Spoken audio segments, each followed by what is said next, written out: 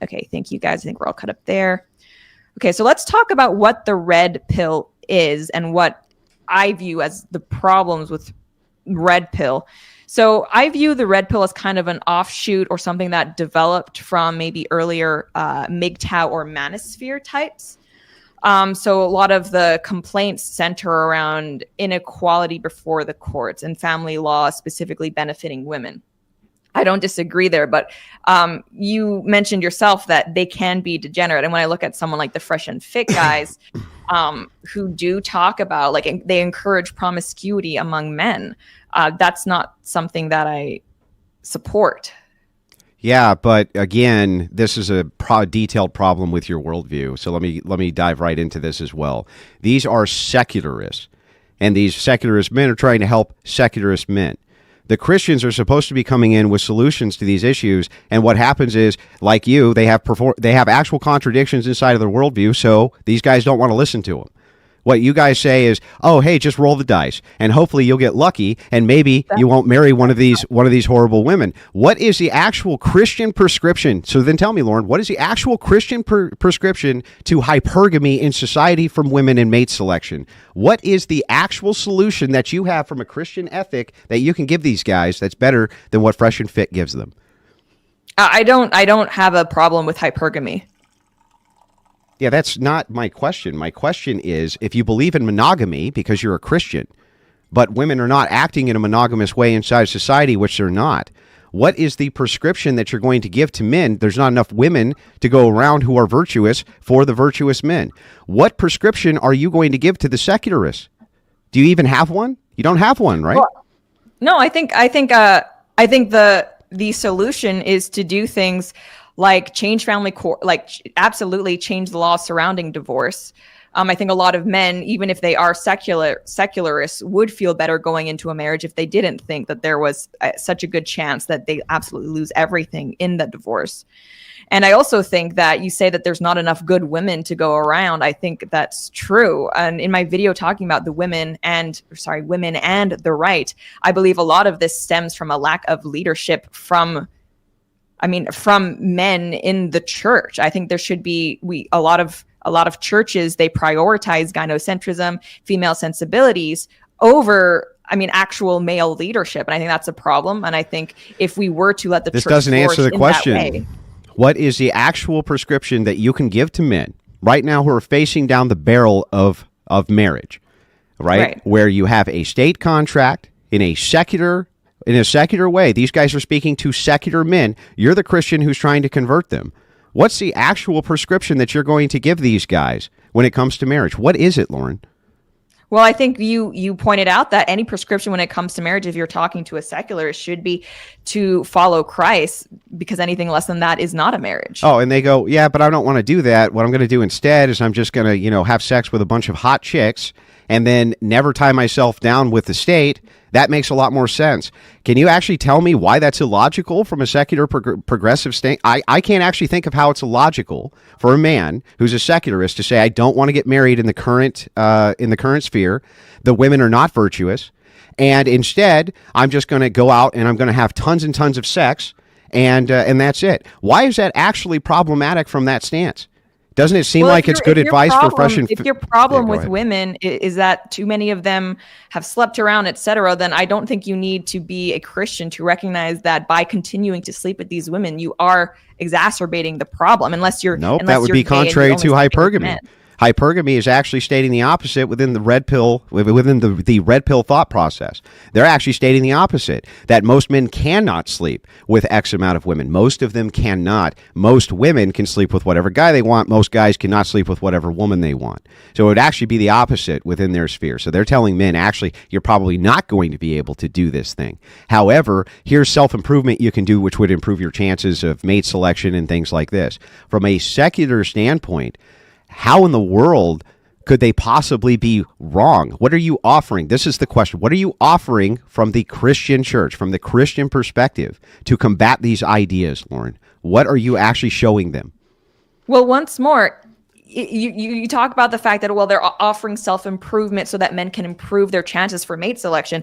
I will maintain, if you are a man who believes that promiscuity amongst women, sleeping with men who they are not married to, is a problem, you cannot engage in that same behavior while complaining about the problem. You are exacerbating the problem. Yeah, but most of those men are not exacerbating the problem. This is not a male problem. This would be a woman problem when it comes to hypergamy. If most of the women are sleeping with a select few men, how's that a man's issue? That would be a woman's issue. And again, you still have not answered the question from the church, from the Christian perspective. What would you do to solve that? Well, I think what we need to do to solve that is, when it comes to things like, sex outside of wedlock, as a church, we have fault. Like, the Christian church has failed in enforcing those moral standards. I mean, and it's true. How many, if you think about like church singles groups, or even just general services, how many of them talk about something like sex within marriage specifically? It's not a popular concept. It's not something that I think a lot of church leaders, quote, think as a winning topic. But because of that, even amongst people within the church, like, that's a problem. Okay. Well, here, I'll give you this solution, because that's a non-solution. That's just literally prattle. You didn't say anything. Here's the actual solution. I'll let you continue. But go ahead. What I've said there is that the church should absolutely be pushing to enforce those moral standards, preaching those moral standards. Which church? Christian churches, like the church is the body of Christ. Yeah, but the problem is that within Protestantism, you have so many different denominations, so many of them which embrace feminism, LGBTQ, this type of thing. They have no unified message. Only the traditional churches, Orthodoxy and Catholicism, do. That's it. That's why the Muslims have become so popular where they're at, when they're pushing traditional values. That's the reason why. So I can tell you how you can actually make a lifeline to these guys if you actually want to bring them over to your side. If you really want to understand how you can fix this problem, you fix the problem with a move to patriarchy. That's the thing red pillars will embrace, a move to patriarchal systems. That's what Christianity can offer to the secularists, which bring them over to our side, a move to patriarchy. Because absent patriarchy, what has happened... Churches need to embrace that. Yeah, but they have no ecclesiastical authority. Because there's no ecclesiology, they can't do it. Protestant churches can't do it. They don't have the necessary ecclesiology in order to move into a patriarchal system. They don't have any reference for marriage. They don't have any laws or bylaws regarding marriage. They have no laws or bylaws regarding anything, whereas the traditional churches do have that ecclesiastical authority. That's why the traditional Abrahamic religions do so well, and why Protestantism does not do so well. And so hang on, I'm almost done. When you're making the advocation for this, the reason that you have a pro-feminist stance without even knowing it is because if you want to solve the problem on the red pill side and the Christ pill side, the one unifier that you have is a patriarchy, patriarchal systems. They will agree with that, and you can move them out of that. But just telling them, oh no, just be monogamous, that doesn't do anything for them, because who are the women left? They get the leftovers to be monogamous with. That's what they get. All right, well, I mean, when it comes to things like divorce within the Catholic Church, at least if we're going with nominal Catholics, it is still high, unfortunately. Depends on the country. That's one. Yeah, and there's influencers which happen inside of Western nations, especially due to feminism. In Orthodoxy, the rates are very, very, very low. Also, Orthodoxy offers the ecclesiastical authority and the requisite to get married outside of the state. It's not a requirement, because these are sacraments. These are messages which you can give to actual red pillars to move them over to Christ. What you can't tell them to do, though, is, hey, take the big risk and the big gamble, because Jesus would really like it if you did. That's insane messaging. That's not my position, by the way, to take the risk and the gamble, to just roll the dice. I absolutely don't think that's a good idea for men to do. And I think that there are definitely things that you can do that would reduce your likelihood of getting divorced. I don't think you should just roll the dice. Absolutely not. Well, then what is your prescription other than a move to patriarchy? I don't think a move to patriarchy is not part of that answer. Again, I said that even in regard to the church, but I also think that there are certain mate selections that you can do that do have a statistical likelihood at reducing your chances of divorce, right? Socioeconomic status of married couples has an outcome. It affects your likeliness of divorce. Yeah, but it also affects the outcome of you having children, because you have them later in life because of family planning. And so what ends up happening is it's the poor and the downtrodden and those who reject materialism who are going to inherit the earth because they're the only ones who are breeding. It's actually bad advice to tell people to wait until later in life to get married, because you're going to destroy the chance of them having more children. I'm not telling people to wait later in life to get married, but I think there's sometimes the willingness to believe that there is one likelihood of divorce, and that it's a roll of the dice no matter what the circumstances are, which is patently not true. And there's a big differential, even if you look at between different races, of the likelihood of divorce. The black divorce rate, I think, that's because different races embrace different types of ecclesiastical authority inside of their churches. Namely, some of them have none. And that's why when the church effectively had some sort of body to it inside of black communities, you did not see these divorce rates nearly as high, because they had a more traditional foundation for what it was that they were going for. That's all destroyed.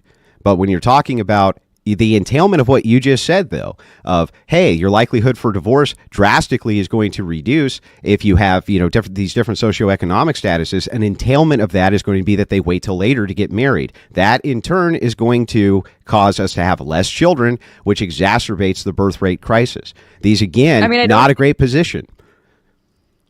Well, the thing is, when people look at the likelihood of divorce dropping, we're basically talking about IQ here, and bell curve talks about this. Your likelihood of getting divorced is greatly higher if your IQ is lower, and socioeconomic status is kind of like it represents that. And so, if you are a man, absolutely trying to find a woman who is not low IQ, therefore has better impulse control, it is going to reduce your likelihood of getting a divorce. Now, does that simultaneously mean that you have to wait until you're 30 to get married and maybe 35 to have kids? No, I think those are two different things. The high IQ people are not having children. Yeah, which is a problem, and I want them to have children. Yeah, but if you want them to have children, then you have to embrace patriarchy, because we want the smart mothers to stay at home and raise their children. We don't want them in the workforce literally frying their brains on behalf of their boss. We want the really high IQ women. We want the really high IQ women at home raising children to make the next generation of high IQ children. Otherwise, they're wasted. They're wasted in the marketplace. Move to patriarchy is the only answer to this. That's the only way that this can actually be done in a structured way. You can't incentivize them with money. There's no way to incentivize people with money to have children. The poorest among us are the ones who have the children now. So financial incentives are not going to work for this. I've long said the idea that the reason why women aren't having children is because of costs is ridiculous. And it's not just the poor in this country who have more children than the rich, but also if we look at a global scale, the places where there's the least economic development, they tend to have the most. It is absolutely a choice that people are making. Now, does that simultaneously mean that I don't think concerns over affordability are, we shouldn't talk about them? No, but I don't think that is the core issue of why that's a materialist position. It's a materialist position. You having a family should not have anything to do with materialism. It should have to do with the relationship and the sacrament between yourself and Jesus Christ, in the submission of your wife to your patriarchal authority and your ability to raise children, even in meager settings.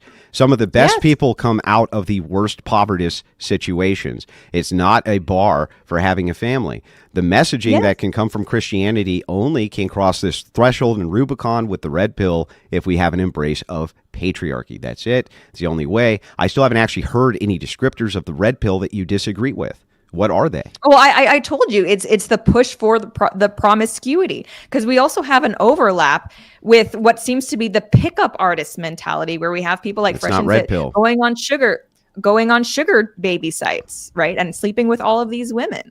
Yeah, the push towards promiscuity is something which I push back on more than most, but that's not red pill. Just because you're a pickup artist, think of the red pill as a data packet. Inside of the data packet is a ton of information. You can utilize it how you see fit. Can you utilize it for the purposes of nefarious manipulation? Yes. Can you also utilize it for the purposes of help building men up and men's advocacy? Yes. You can't lay at the feet of the red pill the fact that some pickup artists and some people push towards promiscuity. That's not a red pill ideology. Red pill is simply information That's it. It's descriptive truths which are given out into the ethos, and you can do what you want with those descriptive truths. I've not actually ever heard, and I've been on Fresh and Fit, and I have tangled with Myron on this, and he has told me to my face, yes, it's degenerate behavior. Yes, promiscuity is bad. Yes, promiscuity should be rejected if we had a moral society. Andrew, what are Christians going to do to reach out in order to make sure we have a moral society again? In this case, when I ask you, right, you are telling the degens to get married, which is insane, right? That's not my prescription to have a more moral society, is to just get married. That's absolutely not it. It was it. I caught you in a contradiction on it already. That you're advocating as bad a sin as they are. What is the distinction between them saying go have sex unmarried with a bunch of people and you saying no, get married secularly, absent a sacrament? You're both advocating for the same exact thing, Lauren. It's not the same exact thing. Even if we just look at the consequentialist, and again, I think you're right. Actually, you're not a consequentialist. Secular you're marriage. A Christian. But if we look at the outcomes, you can't say that the outcome is the same where you're sleeping with one person for the rest of your life versus you're sleeping with all of these other people. That's actually not the same. It's not wait. In terms of the outcome. But it's still degeneracy on both sides. If they're getting married absent a sacrament, right, they're still degenerates. And if they're promiscuous, they're still degenerates. You're both advocating for degeneracy. You're both just doing it in different ways. And that's why guys like me exist, to push back on these ideologies, because it's nuts. It's actually crazy. Well, I think, again, I will say you're right about the civil marriage thing, and I will thank you for elucidating that for me. That's totally fine. But I think even if we look at purely from a secular standpoint, with the acknowledgement that a civil marriage is not a sacramental marriage, and therefore is sinful, if we look at the outcomes of things like promiscuity involving multiple partners, then we have children being born out of wedlock. You still have them being born out of wedlock. Your prescription also would have children being born out of wedlock. Yeah, but to multiple baby mamas and things like that, which is objectively worse. Okay, so now you're consequentialist again. Now you're consequentialist hang on. again. And if we look at the outcomes like poverty, think like abuse, there is a difference between a secular married couple versus just sleeping with a bunch of women. There's a difference. Okay. So just to get this right, I get it. You're advocating for degeneracy light. Got it. Like, does that I don't know how that makes it better that you advocate for degeneracy light instead of tons of degeneracy for that marriage in the first place, but I can still recognize that the outcomes are different and one is measurably worse than the other. Yeah, but the outcomes, you're not a consequentialist. Christians don't follow consequentialism. While it's true we can look at outcomes, you're supposed to be following virtues and the teachings of Jesus Christ, not of what the consequences of your higher duties are. If you were a consequentialist and a Christian, that would be absent the Christian ethic and the Christian ethos, period. And it doesn't even follow with the logos. None of this follows, Lauren. None of it follows.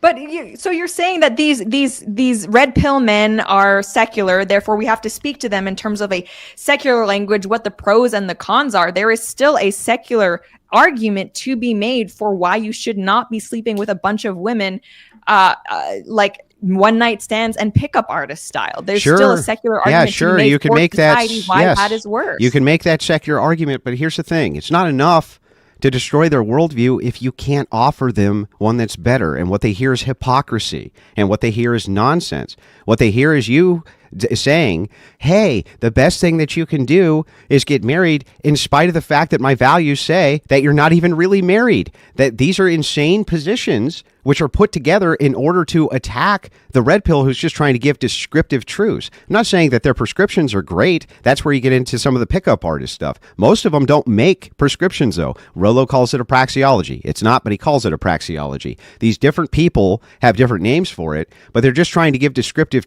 claims for how the world actually works. And all I see is you beating the hell out of them and kissing the ass of former prostitutes like Nala, and kissing the ass of all of these women and saying, how dare you? How dare you, Pearl Davis? How dare you, Andrew Wilson, say that you think that, oh, I don't know, maybe this chick who had sex with hundreds of men on film has done absolutely nothing to show the fruits or in any way really repent or show any remorse for this. How dare you not kiss their ass? Yeah, that's a losing message. It's a losing message. I'm not saying that anyone needs to kiss Nala's ass. I'm just saying that as Christians, we cannot make a judgment as to whether or not she has been saved. And it is possible that she has been saved. That's my position on Nala. That wasn't just your position. Your position in your video was also to attack people like Pearl Davis, who is the only one, was the only one out of you sea of harpies, that's my words, okay, who wasn't kissing this woman's ass. She was the only one who actually didn't get on her knees and kiss this prostitute's ass because she got dunked at heresychurch.com. The only one. So it sounds like when you say that she just got dunked at heresychurch.com, do you believe that you don't believe that Nala has been saved? Do you believe it's possible that she has been? Of course, I would not make a claim to the salvation, but what I would say is I would definitely not be attacking creators like Pearl Davis who are pointing out that, hey, you Christians should not be running to embrace this. You Christians should not be running to say that, hey, this is necessarily even a good thing that she's doing the testimony roadshow and look how saved I am. That is the opposition of the Christian ethic. She was the only one in a whole sea of you women who came after her, who stood her ground and said no.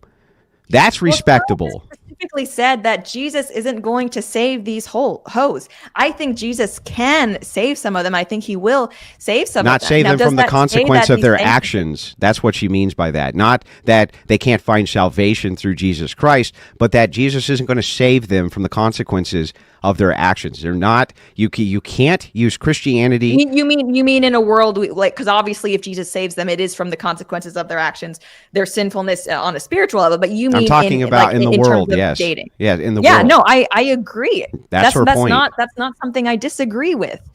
Like the idea, and I've said this online. I've said this multiple times. Nala, what she means is, I'll just frame it the best way I can. Jesus can save these hoes' soul. Okay, but men are not going to be able to save these hoes in the world, and women are not going to be able to save these hoes in the world. And it sure would be nice if some of them actually faced the consequences for their actions, were held to account without a "what about the Mendo" argument from commentators like you, Lauren.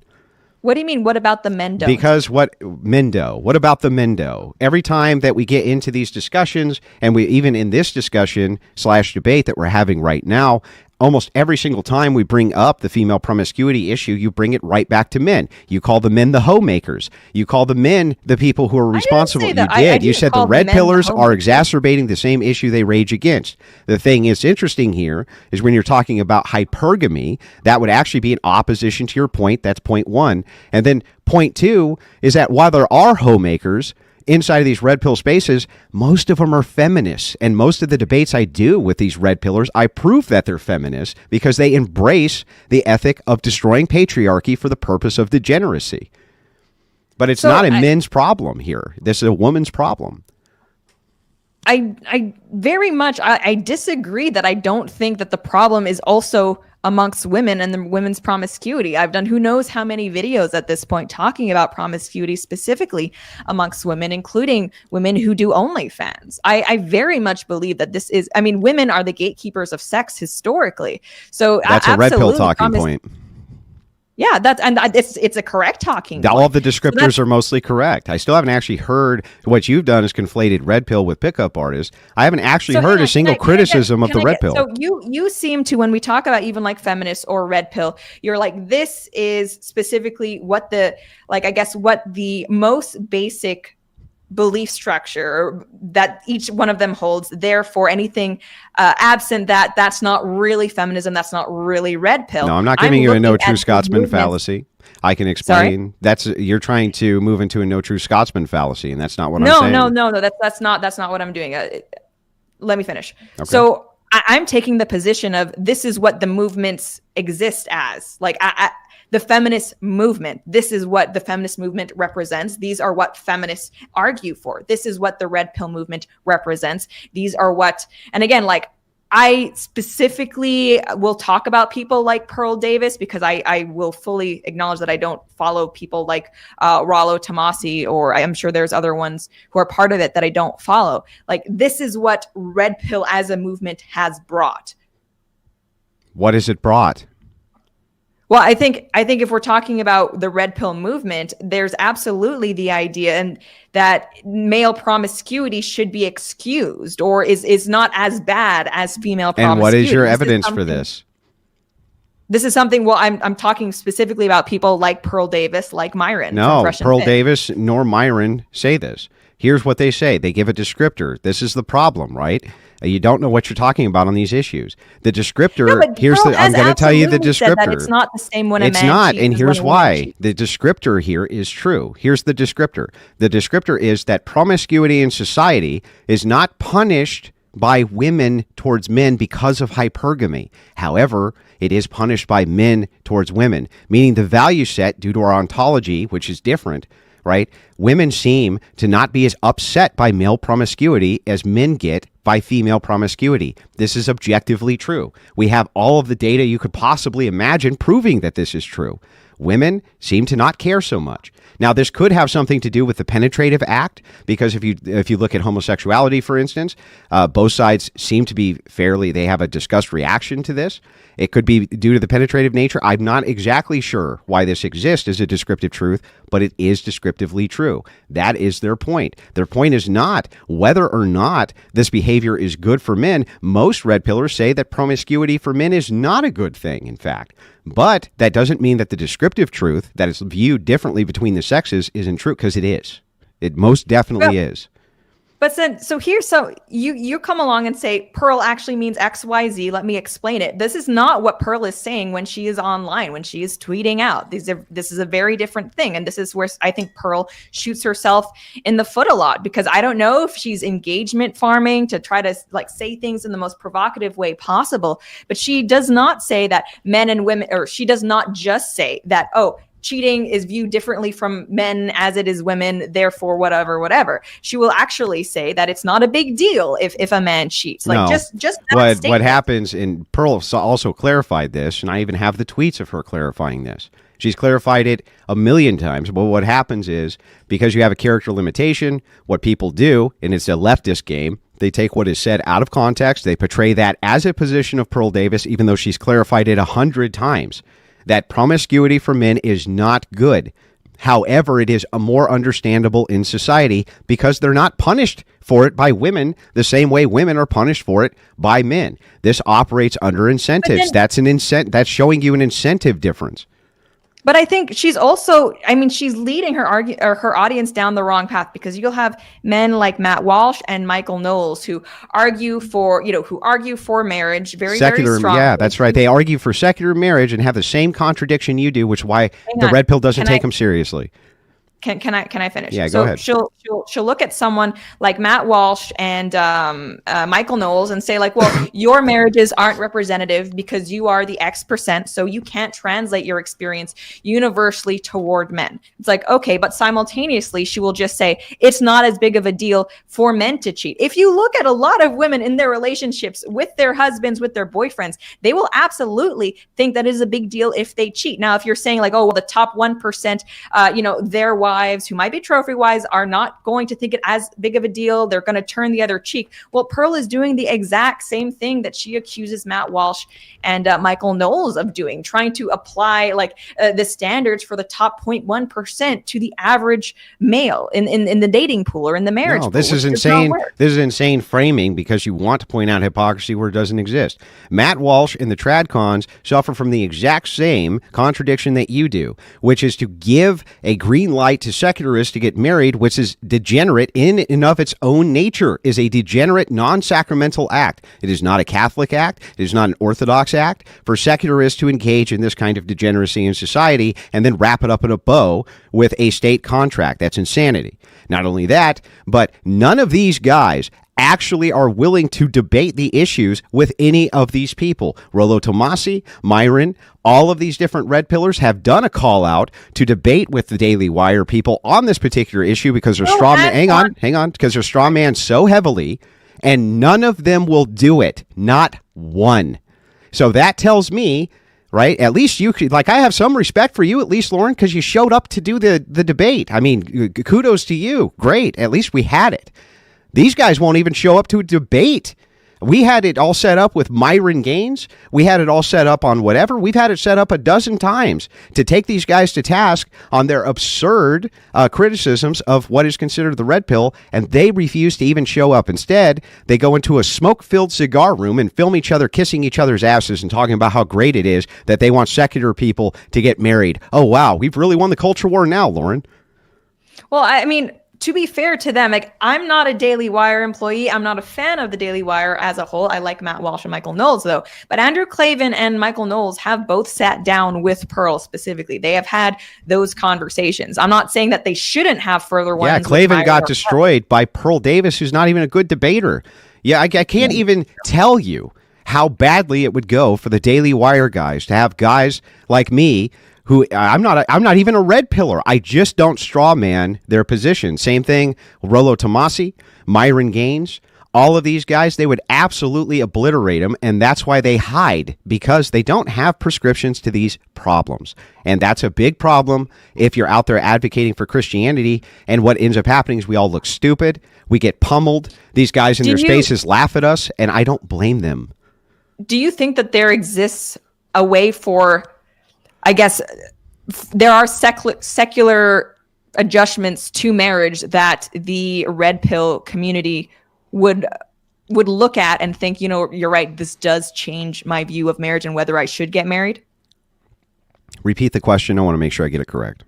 So do you think that there are secular changes to civil marriages? And again, I'll say it all the day long. You were right about secular marriages. I have no problems, like, you know, W for you. You're right.